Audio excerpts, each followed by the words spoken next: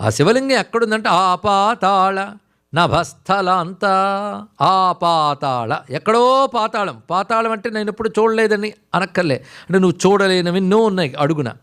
నీ క్రింద ఎంత ఉన్నాదో నీకు తెలియదు, నీ పైన ఎంత ఉందో అని తెలియదు. కానీ ఆయన నేను చూడలేని పాతాళంలోకం మొదలుకొని నేను అందుకోలేని ఆకాశాంత స్థలం వరకు వ్యాపించిపోయినది. ఆ పాతాళ నభస్థలాంత భువన బ్రహ్మాండమా విస్ఫురత్. అలా వ్యాపించిపోయి స్ఫురిస్తూ ఉన్నది. గొప్ప మాట ఇక్కడ నాడు. వ్యాపించిపోవడం అంటే ఇక్కడ వస్త్రం అంతా వ్యాపించిపోయింది. మొత్తం టేబుల్ అంతా వస్త్రం స్ప్రెడ్. అలా వ్యాపించిపోయాడు అంటే దీనికి స్ఫురత్ లేదు, ఎందుకంటే జడ పదార్థం, దీనికి చైతన్యం ఏమీ లేదు. ఇక్కడ మీరు పరిస్తే ఉంటుంది, తీస్తే పోతుంది. పరమాత్మ అలా పరచబడినట్టుండిపోయాడా? పరచబడినట్టు వ్యాపించి అలా ఉన్నాడు, స్ఫురత్తుగా అంటున్నాడు. స్ఫురత్ అంటే ప్రకాశించుట, స్ఫురించుట. స్ఫురించుట అనేది చైతన్యం యొక్క లక్షణం. అంతటా ఉండడం సత్తా.